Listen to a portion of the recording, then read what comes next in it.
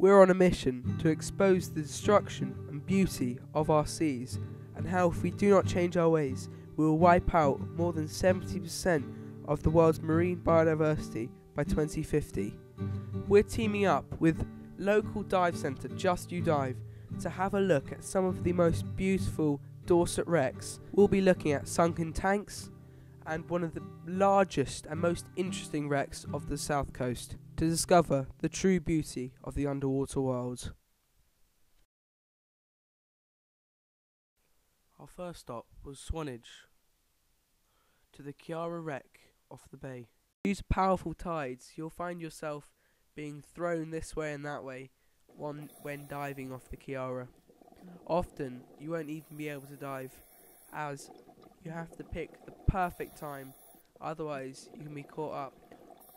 Having dived down to a depth of 30 metres, the wreck is teeming with life. Pollock, spider crabs and different forms of plant life exist upon the wreck's surface. Due to the tides, it was very hard to film, but we went off nonetheless with Typhoon Scuba Gear's salesman Nick to try and see what all the fuss was about. Arguably, the most popular wreck on the UK coast is a few miles off Swanage Pier in Dorset. The Chiara was sunk by a German U-boat towards the end of the First World War. She was built in 1903 in Dumbarton, 126 metres or 415 feet long, and weighed nearly 7,000 tons. She was a passenger cargo vessel sailing between Australia and England. She was known as the ship that was made of brass. From stem to stern, the interior and exterior fittings were all solid brass, as were all the ship's doors. Divers have been attracted to the abundant marine life on her, and have also been recovering many artifacts, some of which can be seen at the local dive centre in Swanage. During the war, she helped to land Anzac expeditionary troops in the Dardanelles. In 1917, she became a casualty clearing ship. She was equipped with a 4.5-inch gun on her stern, but alas, this failed to save her against the U-boat attack on the 26th of May 1918. The wreck provides a brilliant habitat for the marine life and allows them to keep their systems running.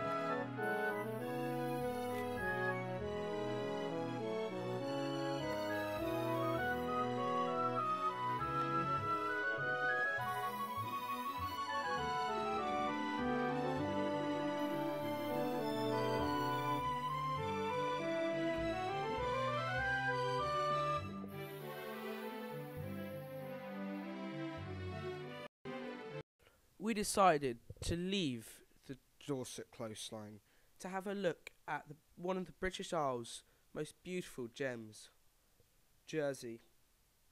Famous for its dairy cows and its beautiful scenery, we thought it would be the best place to go and have a look at human impact on local wildlife, underwater and overwater. We travelled to Booley Bay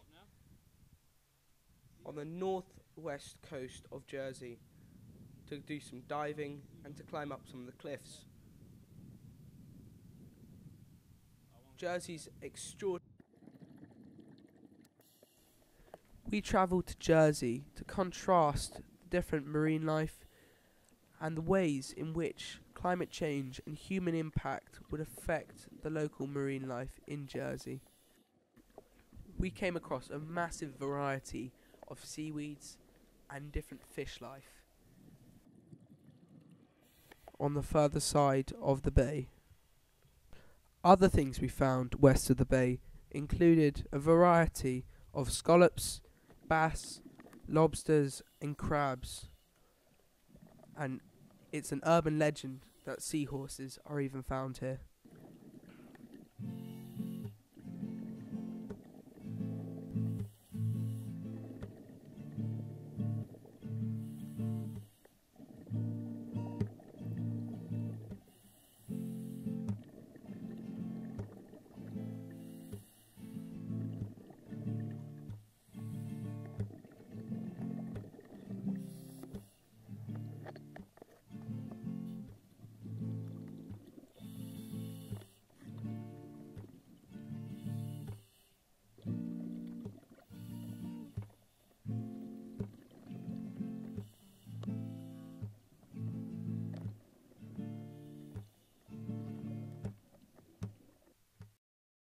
We're moving along the coast now to Lulworth,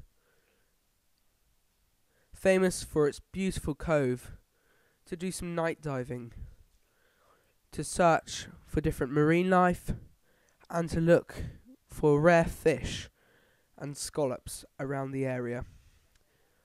I'm diving with Piers Plowman, our support diver, and Henry, our rescue swimmer, who will be swimming along the rough sea above along the cliffs. We prep our kit for the swim outside the cove to have a look at some of the interesting marine life around the cove. Boats also possess a potential threat to our safety coming in and out of the cove, so we have to deploy our SMB to make ourselves known in the area.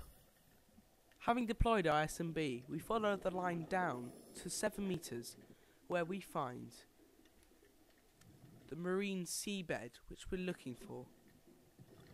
Visibility is quite poor and it's getting quite dark, so we have to be wary of where we're going.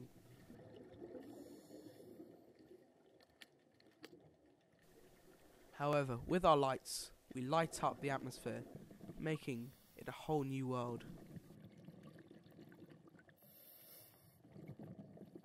Scallop divers are renowned in this area, being able to get up to £2 for a scallop they catch. But with rising fuel prices and marine impact, scallop divers have been reduced. Marine life around Lulworth Cove is brilliant, ranging from hundreds of different species of seaweed to various types of fish and scallops. As we've gone in the evening, we've had the rare opportunity to drive down to the bay to unload our scuba gear and filming kit, and have found an absolute blind spot of beauty. There are many types of Dorset seaweed. The most famous include thongweed, bladderwrack and coralweed. Thongweed is a brown algae normally found in the lower zone of rocky seahorses where there is a lot of wave action. It is a northerly species found in the Atlantic and English Channel. The first year of growth is 2 centimeters across and can grow up to a meter in length. Various other types of seaweed are found along the Lulworth Cove as well. As we've mentioned, bladderwrack is also quite successful in growth around Lulworth Cove, and crabs are very attracted around Lulworth to the various types of seaweed. So overall, Lulworth is full of surprises, and Under the Waves holds immense beauty. But on a more serious note, Lulworth lies in the forefront of climate change, and human impact. If the temperature of the water increases by a mere 2 degrees, again, the ecosystems will be left diminished and catastrophically destroyed.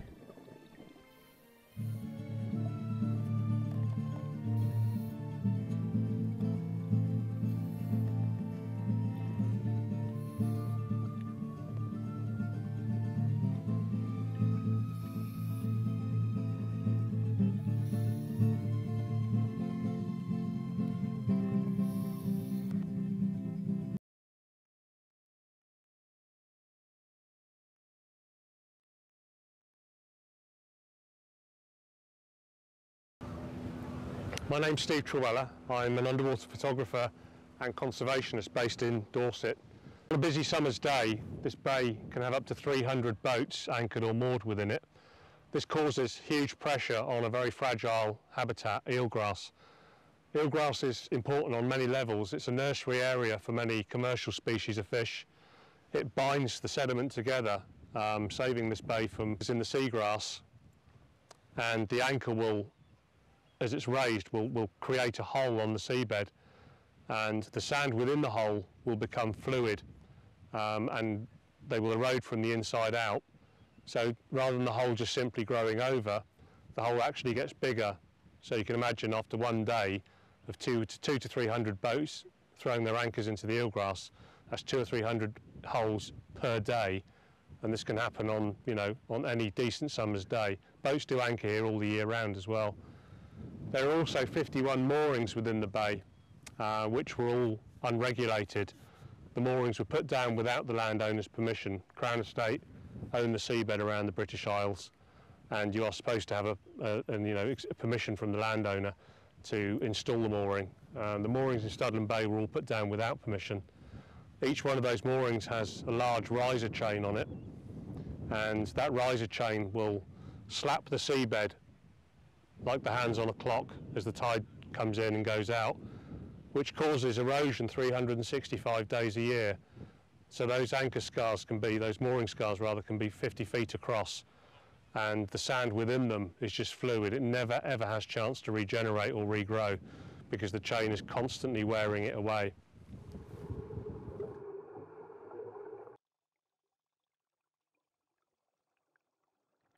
South Dorset's seagrass meadows are home to one of the most elusive creatures of the underwater world, the seahorse.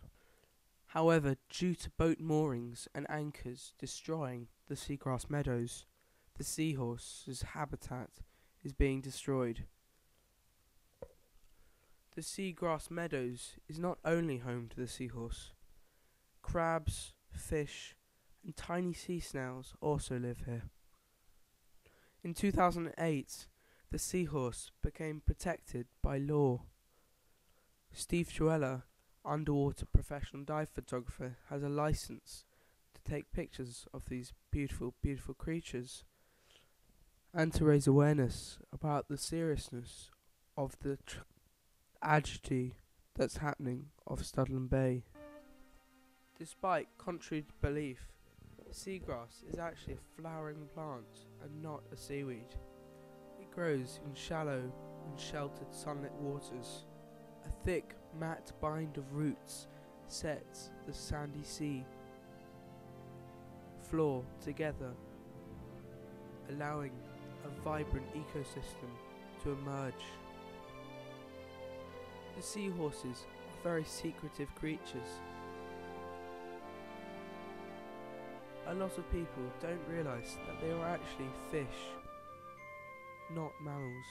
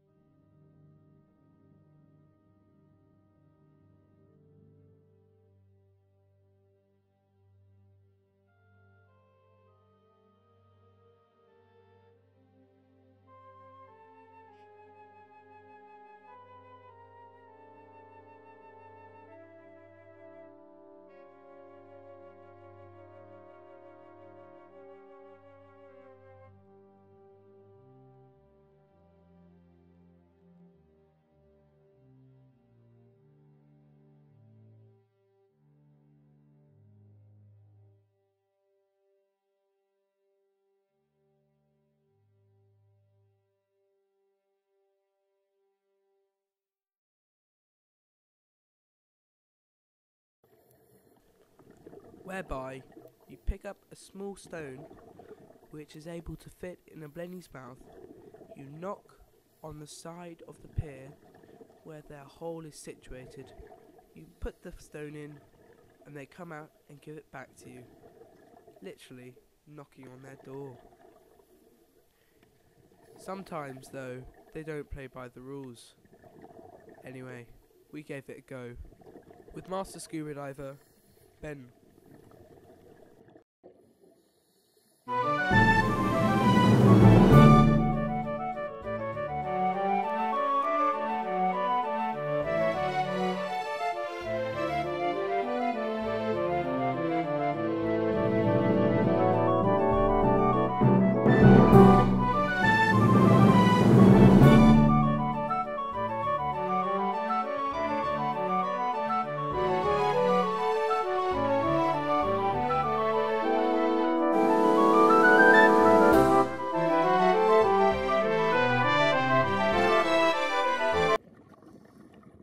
Show you. We're going to be marking down rubbish we see underneath the pier, such as plastic, paper and metals. We're diving with Piers and Henry, hoping to film the tragic effects of rubbish on the underwater world. Rubbish can cause major problems to an ecosystem. Fish can eat it and die. The rubbish gets in their systems and intoxicates them until a painful death. However, some of the rubbish down there is accountable for, as the pier was constructed in 1859 and primarily used for local stone quarrying industry. When local businessman George Burt introduced regular steamer services between Swanage and nearby towns Poole and Bournemouth in 1874, a need became apparent for a second pier to be built primarily for use by passenger steamers. However, after steamer services ended in 1966, the remaining pier began to fall into disrepair. After a failed attempt to restore the pier by a development firm in 1986, the Swanage Pier Trust took ownership of the pier in 1993. The trust took the task of raising £1 million to carry out major restoration works on the pylons and the pier floor. The money was raised, and since the pier is looking better than ever, but evidence is strewn on the sea floor of the old pier's existence. On one dive we found an incredible 29 nails, 12 pieces of plastic, 4 bottles and a can of Corona beer. We believe by collecting this data, it shows that this litter is causing serious problems for the life under the pier.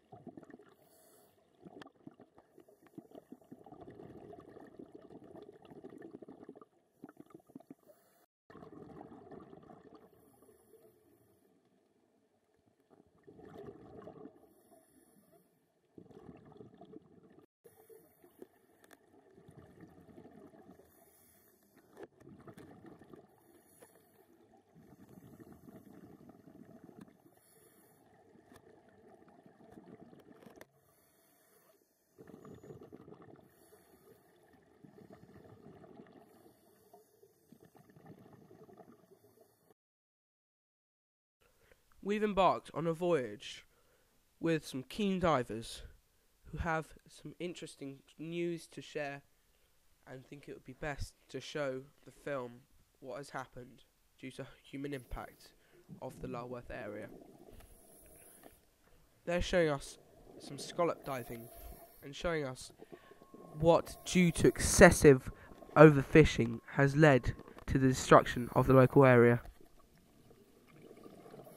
Despite the overfishing, there is still some beautiful, beautiful scenery and some really amazing species of vegetation. A few years back, the French came and ploughed these areas of the scallops, leaving nothing in their path, destroying the local ecosystem and taking all the scallops with them.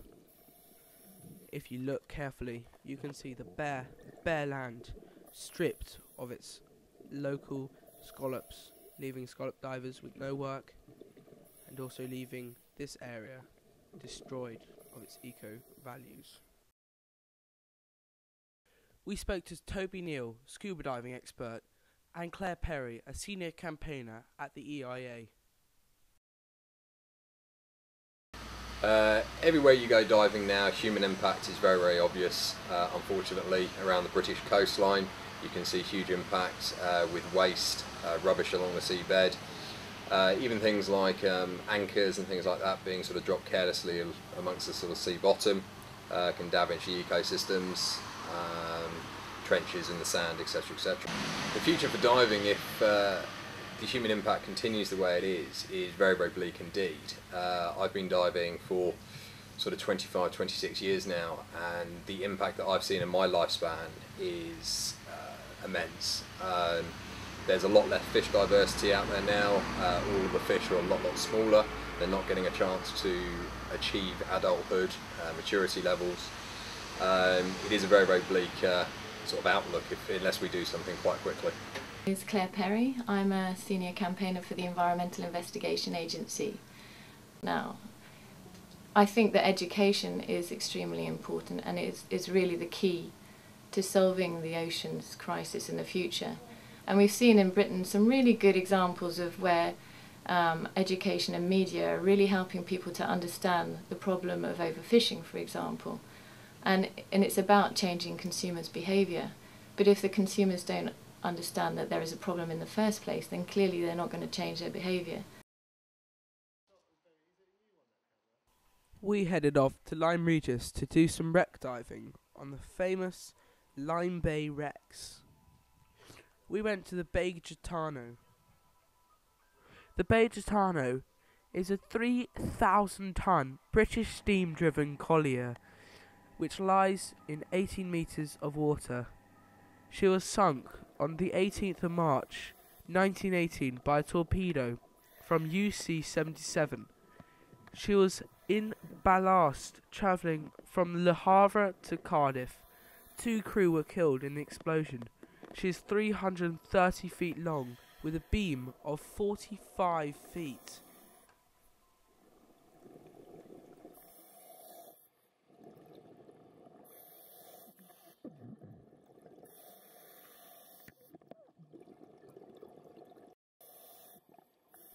Marine life on the vessel included bib and ling, local to the area.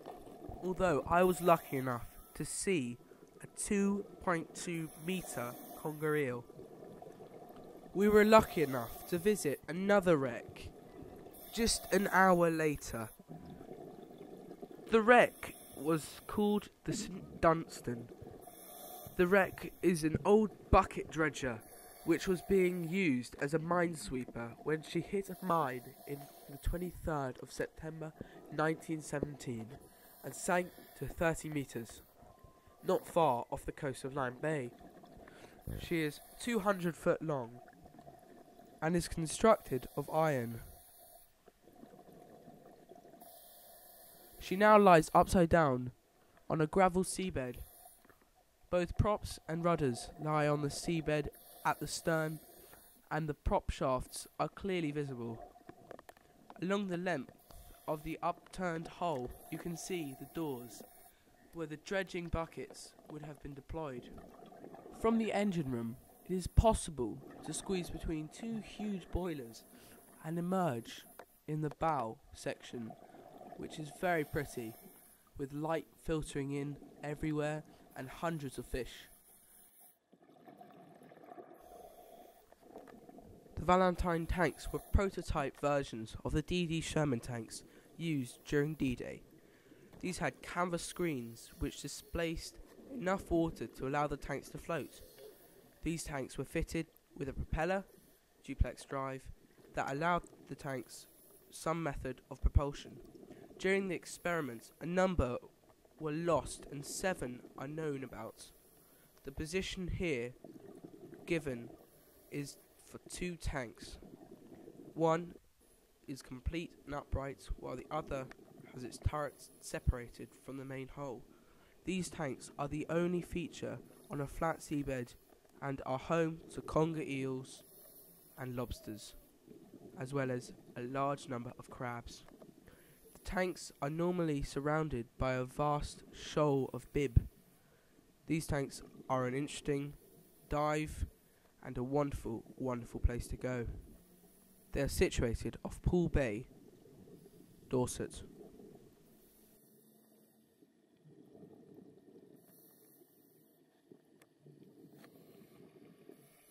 We've travelled to Lundy to jump in with the seals and film the beauty that lies beneath. Lundy is one of 3 UK marine nature reserves, having some of the most exciting and brilliant species in the world. The best part of our stay on Lundy was to find the grey seals, whose Latin name means hooked-nosed sea pig. They are found on both shores of the North Atlantic Ocean. It is a large seal of the family Phocidae, or true seals. It is the only species classified in the genus Halichorus. Its name is spelled grey seal in the US. It is also known as Atlantic grey seal or the horsehead seal.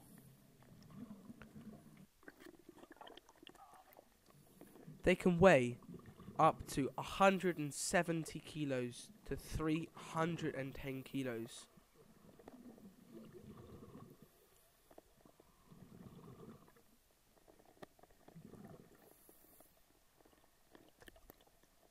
The island contains a large amount of fauna.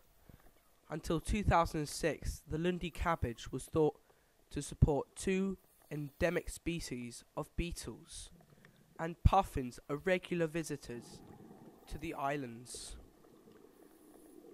The marine habitat is brilliant. In 1971, a proposal was made by the Lundy Field Study Society to establish a marine reserve. Provision for the establishment of statutory marine nature reserves was included in the Wildlife and Countryside Act of 1981, and on November the 21st, 1986, the Secretary of State for the Environment announced the designation of a statutory reserve at Lundy. This was wonderful for the marine life around Lundy and protected it from human impact. On the 12th of January 2010, the island became Britain's first marine conservation zone, designated under the Marine and Coastal Access Act of 2009, designed to help to preserve important habitats and species. But when there, the seals come to greet you with a brilliant, brilliant prospect of play and of beauty. As fishing is not allowed off Lundy, the species are protected by law. Fish, including the cuckoo wrasse, are found here all year round, and they change colour as they get older. A multicoloured underwater garden covers the rocky ledges and pinnacles with sunset cup corals, pink sea fans and sponges. The island has all 5 of cup coral found around the UK. The island is also home to wonderful kelp forests, which are vital to life on Earth. Our trip around the south coast and north coast has been a spectacular voyage. We have found hundreds of different types of species, and we have found extremely concerning numbers of pollution in the areas of marine conservation. We truly hope our film has exposed that how beautiful the UK underwater life is, and how, if we do not change our ways, soon we will be left without any marine life in the world, leading to a certain destruction of our planet.